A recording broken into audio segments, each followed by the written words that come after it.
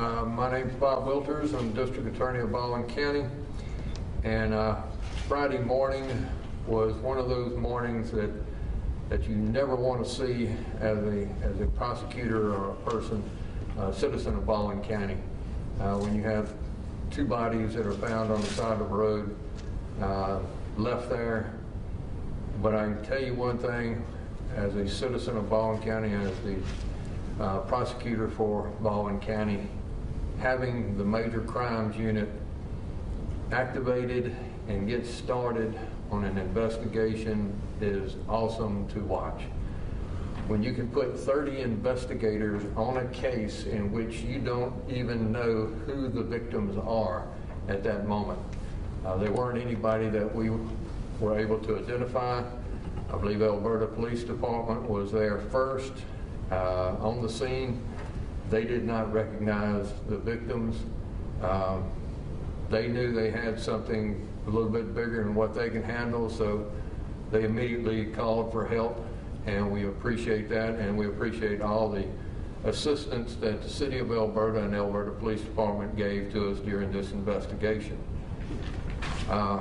It was an awesome sight to watch these investigators, some of the best investigators from throughout the county, get together.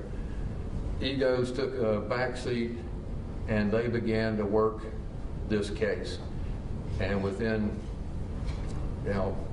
48 hours, a little over 48 hours, an arrest had been made, and we pretty much knew who the defendant was, and he had been arrested on other charges other than what he will be facing for this crime.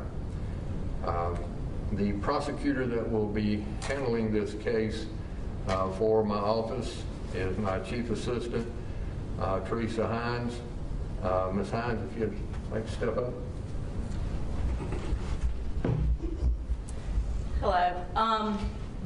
As was mentioned before, Antoine Smith has been charged with capital murder.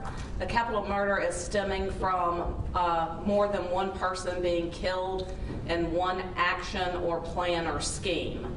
And so that is the provision of the capital murder statute that he's being charged with, and he will be prosecuted under at this time. I'm sure y'all have a lot of questions about what steps come next. He is currently being housed in Mobile Metro Jail. Once he is released from Mobile Metro Jail, he will be brought over to the Baldwin County Jail Correction Center, and he will go before a circuit court judge where he will be given a bond hearing, an initial arraignment, and be set for a preliminary hearing.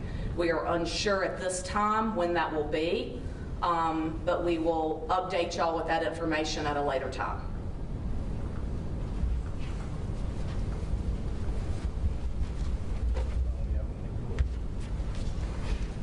Anyone have any questions? What exactly does have to happen before he is released from Mobile County, and then these things take place over here? Well, what has to happen over there before we can get our hands on it? Right now, it's my understanding that Mobile has given him a bond, and so he will have to make that bond. There might be some things that we can do to expedite him being brought over here. Of course, that is in everyone's best interest. That's what we want, is him brought here as quickly as possible. Not just for us, but for him as well, that he be able to get his time in court expeditiously. So technically he has to make a bond. Now, that could be a property bond, that could be a signature bond, but obviously he would not just be released on the streets. We have a hold in place on him to where he would be transferred to us. So you don't have a time frame as to when he would be transferred to the Baldwin County Jail? Not at this time.